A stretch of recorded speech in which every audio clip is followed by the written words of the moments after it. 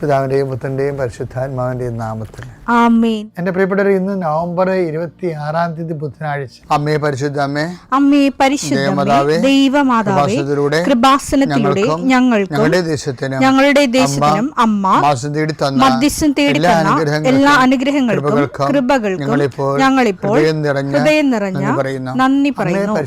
അമ്മേ പരിശുദ്ധമ്മേ ദൈവമാതാവേ, 2004 ഡിസംബർ 7 ഉച്ചകഴിഞ്ഞ് 2:30 കൃപാസനത്തിൽ സംഭവിച്ച അമ്മയുടെ പ്രത്യക്ഷപ്പെടലിനെക്കുറിച്ച് തിരുസഭയ്ക്ക് സമർപ്പിച്ചിരിക്കുന്ന പഠനരേഖകളുടെ മേൽ സഭാത്മകമായ പഠനം ആരംഭിക്കുവാൻ ഞങ്ങൾ പ്രാർത്ഥിക്കുന്നു. അമ്മേ പരിശുദ്ധമേ, ഭൂസ്വർലോകങ്ങളുടെ രാജ്ഞിയായ അങ്ങേയ്ക്ക് ഭൗമസംരക്ഷണത്തിനായി പ്രപഞ്ചപ്രകൃതിയെ തന്നെ തിരുസഭ പ്രതിഷ്ഠിക്കുവാൻ ഈ പ്രത്യക്ഷീകരണം വഴി ഇടയാക്കണമേ. പരിശുദ്ധമേ, ജപമാല മാതാവേ, സകല പ്രാർത്ഥനയോടും ചേർത്ത് ഞങ്ങളിപ്പോൾ പ്രാർത്ഥിക്കുന്ന ഈ കുടുംബത്തിന്റെ പ്രത്യേക നിയോഗം മക്കളെ.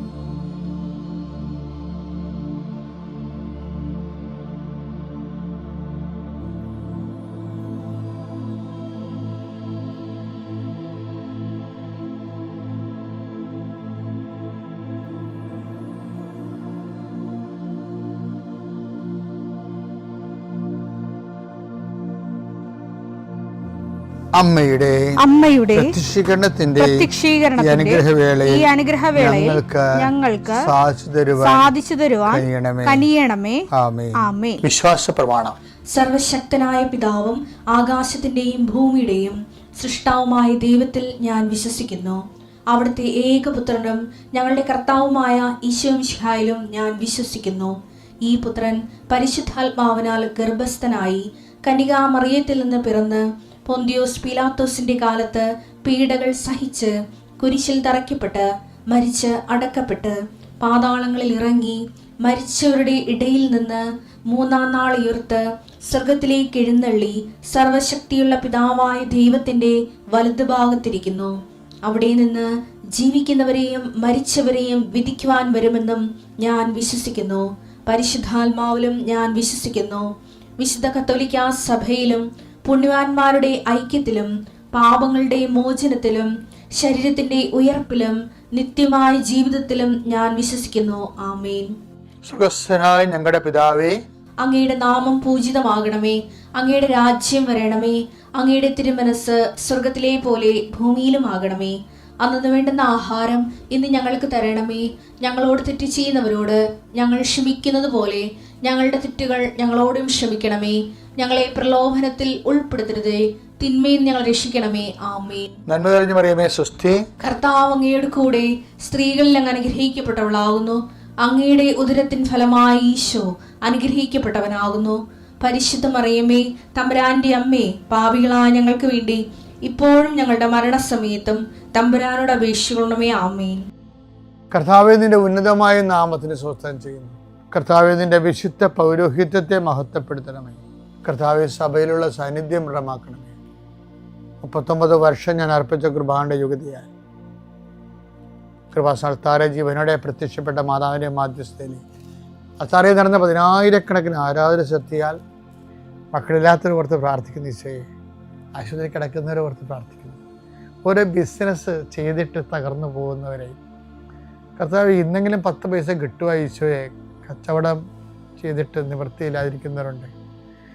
കന്യൻ്റെ കയ്യിൽ പൈസ അകപ്പെട്ടു പോയവരുണ്ട്. അത് തിരക്കി പോകുന്നവരും ചോദിക്കാൻ പോകുന്നവരുണ്ട്.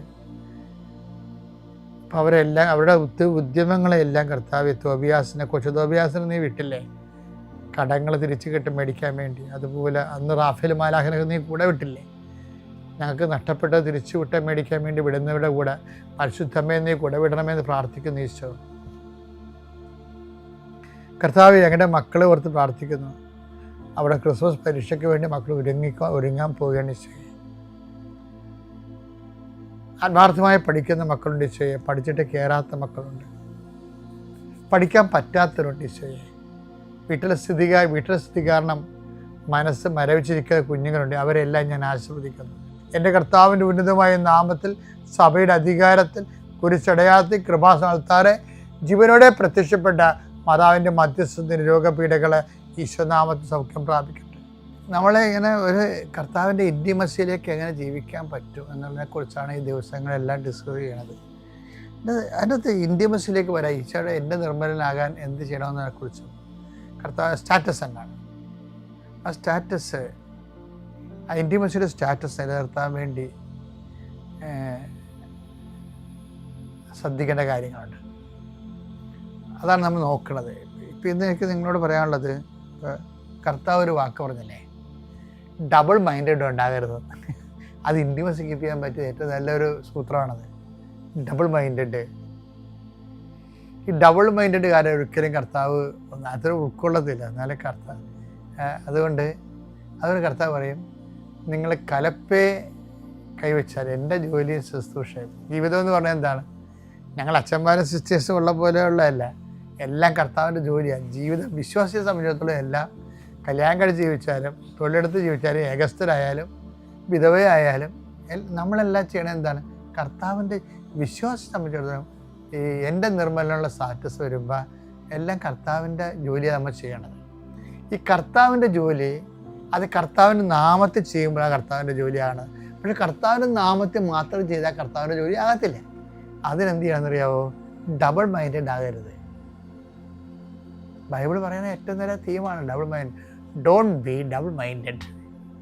അങ്ങനെ കുറച്ച് കഴിയുമ്പോൾ പറയാം വീട്ടിൽ പോടാന്ന് പറയും. എന്താണ്? കലപ്പയിൽ കൈവച്ചിട്ട് പിന്തിരിഞ്ഞ് നോക്കരുത്. ലൂക്ക 9:62. യേശു പറഞ്ഞു കലപ്പയിൽ കൈവച്ചിട്ട് പിന്തിരിഞ്ഞു നോക്കുന്ന ഒരുവനും സ്വർഗരാജ്യത്തിന് യോഗ്യനല്ല. അവകാശമില്ലെന്നാ പറഞ്ഞത്. സ്വർഗരാജ്യം എന്ന് പറയുന്നത് എന്താണ്? യേശുക്രിസ്തുവിനാൽ നയിക്കപ്പെടുന്ന ജീവിത രീതിയാണ് സ്വർഗരാജ്യം എന്ന് പറയുന്നത്. യേശുവിൻ്റെ ഹിതത്താൽ, വചനത്താൽ നയിക്കപ്പെടുന്ന കൃപാപൂർണമായ ജീവിതമാണ്. അതിന് എന്ത് പറ്റും? ഡബിൾ മൈൻഡഡ് പറ്റത്തില്ലെന്ന്. നിർഭാഗ്യവശാൽ എല്ലാവർക്കും, വിവാഹിതർക്കും, ഏകസ്ഥർക്കും, സമർപ്പിതർക്കും, അഭിഷിക്തർക്കും മൊത്തം നമ്മൾ സൂക്ഷിച്ചില്ലെങ്കിൽ ഡബിൾ മൈൻഡ് കയറി വരും. എന്താ കാര്യത്തിൽ? കുറച്ച് കർത്താവിൻ്റെ കാര്യവും പിന്നെ ലോകത്തിൻ്റെ കാര്യവും കയറി ഡബിൾ മൈൻഡഡ് വരും. ഇപ്പം മറ്റുള്ള ഈ ക്രിസ്തുവിൻ്റെ സ്ഥാനം വീണ്ടെടുപ്പുകാരൻ്റെ സ്ഥാനമാണ്. ആ വീണ്ടെടുപ്പുകാരൻ്റെ സ്ഥാനം രക്ഷാസ്ഥാനമാണ്. രക്ഷാസ്ഥാനത്ത് നിന്ന് മാതാവിനെ എടുത്ത് ന്യൂട്രലൈസ് ചെയ്ത് കളയും. പക്ഷെ എന്ത് ചെയ്ത് മറ്റു മതങ്ങളിലും രക്ഷ ഉണ്ടെന്നുള്ള ധ്വനികളെ ചില ഔദ്യോഗിക അഭിഷേകത്തോടെ വായുന്നെങ്കിലും വരുന്നുണ്ട്. അപ്പോൾ ഇപ്പോൾ എന്താ സംഭവിച്ചിരിക്കുന്നത് നോക്കിയേ? അതിൻ്റെ സഹസഞ്ചാരിയായി അതിൻ്റെ കൂടെ നടന്ന മാതാവ് സഹരക്ഷക അല്ലെന്ന് പറയുമ്പോൾ ഒക്കെ മനസ്സിലാകും. പക്ഷേ എന്താ വിഷയം? ആ രക്ഷകൻ്റെ സ്ഥാനത്തേക്ക് വേറെ രക്ഷകന്മാരെ മനസ്സുകൊണ്ടോ അല്ലാതെ അംഗീകരിക്കുന്ന അവസ്ഥ വരുമ്പോൾ എന്താണ് ഭാവിയിൽ സഭയ്ക്ക് വരാൻ പോണത്? The church will be rejected. എന്ത് റിജക്റ്റഡ് ചെയ്യും? 2-3 തരത്തിൽ റിജക്ഷൻ സംഭവിക്കും. അതിലൊന്ന്, ക്രിസ്തു ലോകത്തിനെ വിശുദ്ധീകരിക്കാനും രക്ഷയ്ക്ക് വേണ്ടിയും സഭയെ ഉപയോഗിക്കാതെ ബദൽ സംവിധാനങ്ങൾ ഉണ്ടാക്കും. അതവരെ സംഭവം. ഇപ്പം പത്രോസ് സർക്കംസിഷൻ ചെയ്യാതെ യഹൂദന്മാരെ ക്രിസ്ത്യാനികളാക്കിയതെന്നും പറഞ്ഞുകൊണ്ട് ഒരു നിലപാടെടുത്തപ്പോൾ പത്രോസ് എടുത്തപ്പോൾ ക്രിസ്തു എന്ത് ചെയ്ത്? ബദൽ സംവിധാനമായിട്ടാണ് പൗലോസ് വരുന്നത്. അങ്ങേര് ഇതൊന്നും നോക്കത്തില്ല. ബാപ്റ്റിസം പോലും ചെയ്യാതെ ഞാൻ നിങ്ങളെ, എനിക്ക് ക്രിസ്തുവിനെ കൊടുക്കുക എന്നുള്ള, സുവിശേഷം കൈമാറുക എന്നുള്ള ആ വലിയ സത്യം വെളിപ്പെടുത്തി കൊടുക്കും. അപ്പോൾ എന്താ പ്രശ്നം വെച്ച് കഴിഞ്ഞാൽ നമ്മൾ രക്ഷാകര നടപടിയിൽ ഔദ്യോഗികമായി എന്തിനാണ് നമ്മൾ ഈ ഇപ്പം ചുവപ്പ് വസ്ത്രം, കർദ്ദാളന്മാർ ചുവപ്പ് വസ്ത്രം കെട്ടുന്നു, ഷാസ്ട്ര് ബിഷപ്പുമാർ റോസ് വസ്ത്രം കെട്ടുന്നു. എന്തായാലും കളറ് ചുവപ്പിൻ്റെ വെറൈറ്റിയാണ്. എന്താ ഉദ്ദേശം? എന്താണ്? ആദിമസഭയിൽ ഒരാൾ ബിഷപ്പായി കഴിഞ്ഞാൽ, ക്രിസ്തുവിനെ പ്രഘോഷിച്ചു കഴിഞ്ഞാൽ, അയാൾ എപ്പോഴായാലും ഒരു 2 മാസമോ 6 മാസമോ മുമ്പ് 6 കൊല്ലത്തിനുള്ളിൽ മരിക്കും. അപ്പം മരിക്കാൻ തയ്യാറാണ്, വിശ്വാസത്തിന് വേണ്ടിയും ക്രിസ്തുവിന് വേണ്ടിയും മരിക്കാൻ തയ്യാറാണ് എന്ന് പറഞ്ഞുകൊണ്ടാണ് അരക്കി ചുവപ്പ് കെട്ടണത്. അന്ന് അതിൻ്റെ ട്രഡീഷൻ അതാണ്. അപ്പം ചുവപ്പ് കെട്ടിയിട്ടുണ്ടെന്ന് തന്നെ മറ്റ് മതങ്ങളിലും രക്ഷ ഉണ്ടെന്ന് പറഞ്ഞു കഴിഞ്ഞാൽ, അല്ലെങ്കിൽ അതുപോലെയുള്ള അംബിഗസ് ആയിട്ടുള്ള, ഇവർ കറക്റ്റായിട്ട് അങ്ങനെ പറയത്തില്ലെങ്കിൽ അംബിഗസ് ആയിട്ട് പറയും. എന്നുവെച്ചാൽ മറ്റുള്ളവർ കൂടി ചേർത്ത് നിർത്താൻ വേണ്ടി നമ്മൾ സുവിശേഷ പാരമ്പര്യത്തിലും വചനത്തിലും വെള്ളം ചേർത്ത് നിർത്താൻ പറ്റത്തില്ല. അപ്പം അങ്ങനെ വരുമ്പോൾ എന്ന് വെച്ച് കഴിഞ്ഞാൽ അങ്ങനെയുള്ള സംവിധാനങ്ങൾ ഉണ്ടാക്കിയിടുമ്പോൾ വരുന്ന ഒരു വിഷയം, ഇത് അക്കാഡമിക് പ്രോജക്റ്റായിട്ട് ഉയർന്നു വന്നതാണ്, ആ എവാഞ്ചലൈസേഷൻ നിന്ന് വന്നതല്ലത്. അപ്പോൾ ഇതുപോലെയുള്ള സംവിധാനങ്ങൾ ഉണ്ടാക്കിയിടുമ്പോൾ സഭയുടെ ഫെർവൻസ് എന്ന് പറയുന്ന കാര്യം ആത്മാക്കളെ വീണ്ടെടുക്കുക എന്നുള്ള ആശയങ്ങളെ കഴിഞ്ഞ കാലങ്ങളിൽ ചെയ്തത് തെറ്റാണെന്ന് സഭയ്ക്ക് പറയാതെ പറയേണ്ടി വരും. അപ്പോൾ ഇങ്ങനെ വല്ല വിഷയവൃത്തത്തിൽ ചിലപ്പോഴെങ്കിലും ഡയലോഗുകാരാണ് ഈ പ്രശ്നം ഉണ്ടാക്കുന്നത്. ഡയലോഗുകാർ ചെന്ന് പെടും. അപ്പോൾ ഡയലോഗ് ചെയ്യുന്ന ആൾക്കാർ എപ്പോഴും ശ്രദ്ധിക്കണം. യേശുക്രിസ്തു ക്രൂശിക്കപ്പെട്ട ഒറ്റ വിഷയമുണ്ട്. പലരും ക്രൂശിക്കപ്പെട്ടിട്ടില്ല ഇവിടെ ആരും. പാപത്തിന് പരിഹാരമായിട്ട് ക്രൂശിക്കപ്പെട്ടിരിക്കുന്നത് ഒരു സിംഗിൾ നെയിമാണ്. ഈ നെയിമെ തൊടുമ്പോൾ പണ്ടൊരാൾ തൊട്ടതാണ്, അതിനെ പറഞ്ഞത് തോട്ടിമുള്ളിലാണ് നീ തൊഴിച്ചതെന്നാണ് പറഞ്ഞിരിക്കുന്നത്. അപ്പം അത് അയാൾ പരിഹാരം ചെയ്തത് മാനസാന്തരപ്പെട്ടിട്ട് 10 ദിവസത്തിൻ്റെ ഒപ്പം നിന്നിട്ട് 10 ദിവസത്തിന് പകരം 14 സഭകളെ സൃഷ്ടിച്ചപ്പോഴാണ് അദ്ദേഹത്തിൻ്റെ പാപത്തിന് പരിഹാരമായി മാറിയത്, പൗലോസിൻ്റെ.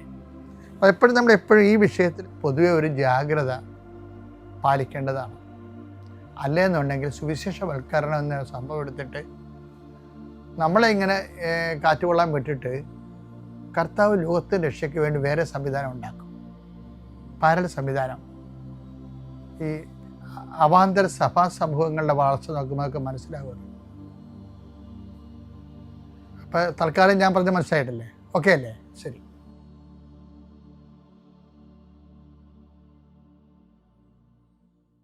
അത്യപൂർവ ദൈവാനുഭവങ്ങൾ ഇനി നിങ്ങൾക്കും സ്വന്തം. ഈ യൂട്യൂബ് ചാനൽ ഇതുവരെ സബ്സ്ക്രൈബ് ചെയ്തിട്ടില്ലെങ്കിൽ ഇപ്പോൾ തന്നെ സബ്സ്ക്രൈബ് ചെയ്യുക. ഈ വീഡിയോ ഇപ്പോൾ തന്നെ നിങ്ങളുടെ സുഹൃത്തുക്കൾക്ക് ഷെയർ ചെയ്തുകൊണ്ട് കർത്താവിൻ്റെ പ്രേക്ഷിതരാകുക.